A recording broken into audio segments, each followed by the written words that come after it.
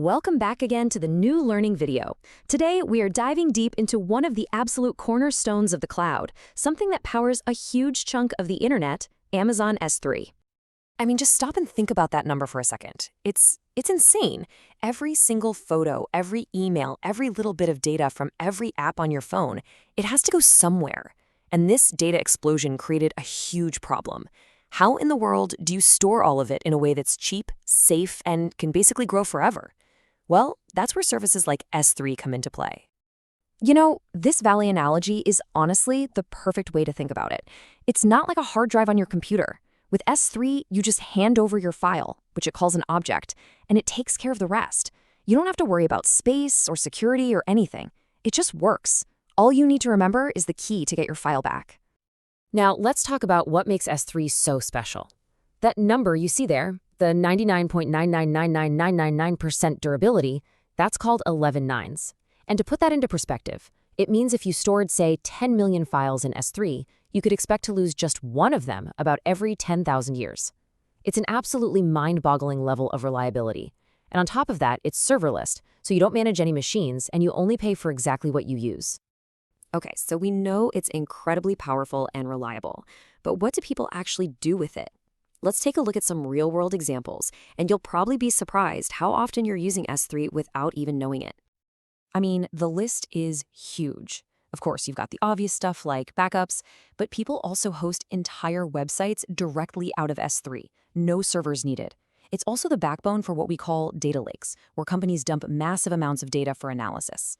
From streaming movies to distributing software updates, S3 is the foundational piece for so many things we do online. All right, with all this important data flying around, the next big question has to be, how do you keep it all safe? This is super, super important, and S3 gives you a whole toolbox of security features.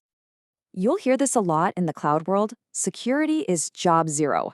And what it really means is that security comes before anything else. The best part is, by default, anything you put in S3 is completely private, locked down tight. So your job isn't to lock things down. Your job is to carefully and deliberately grant access only to the people and services that absolutely need it. So how do you grant that access? Well, you've got these two main tools, bucket policies and IAM policies. Here's a simple way to remember the difference. A bucket policy is like putting a sign on the door of your house that says, all mail carriers are allowed to leave packages on the porch. It's a rule for the house itself. An IAM policy is like giving your friend a key to your house. The rule is attached to your friend, the identity, and it says they can open the door. You use both of them together to get your security just right. And it doesn't stop with policies. You've got these other layers of protection. Block public access is like a master switch, a big red button that prevents you from accidentally making a bucket public. It's a fantastic safety net. Then you have encryption to make sure your data is unreadable even if someone gets their hands on it, and object lock, which literally makes it impossible to delete a file for a while, which is a huge deal for things like legal records. So let's see how this all comes together. If you want to host a website, you have to intentionally make your files public, right? To do that, you have to flip a few switches. You have to turn off that block public access safety net for that one bucket, and then you have to write a bucket policy that specifically says, hey, anyone on the internet can read these files. You're consciously opening the door, but just for that specific reason. Okay, let's switch gears to another feature that is an absolute lifesaver. We all make mistakes. So what happens when you accidentally delete or overwrite something important? S3 has you covered with a feature called versioning.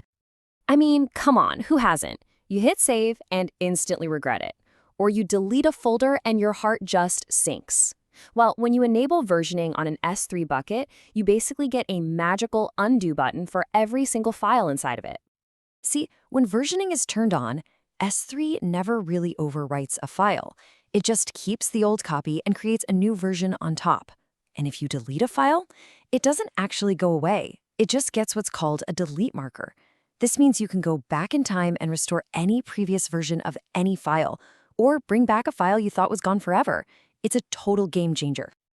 So versioning protects you from your own mistakes. But what about a real disaster?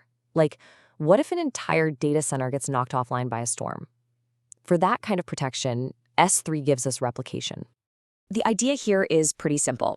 S3 can automatically copy every single file you upload to a second bucket. You can do this across different regions, say from the US to Asia for maximum disaster recovery, or you can do it within the same region, which is great for things like centralizing log files from different accounts. It's an incredibly flexible way to build resilient systems. And that's really the big idea I want you to walk away with. S3 is not just a hard drive in the sky. It's not just a place to dump files. It is a fundamental, active, and essential building block that thousands of other applications and services rely on every single day. So, next time you're streaming a movie on Netflix, or looking at photos on Airbnb, or downloading an app update, there's a really, really good chance that Amazon S3 is the engine humming away quietly in the background, making it all possible. And that pretty much wraps up our tour of Amazon S3. Thank you so much for watching. We covered a lot, from security to versioning to replication, but now I really want to hear from you. What's the coolest or most creative way you've seen someone use S3? Drop your thoughts in the comments below. I'd love to read them. And of course, if you enjoyed this explainer and you want to learn more about the technologies that are shaping our world, make sure you hit that subscribe button. Thanks again, and we'll see you in the next one.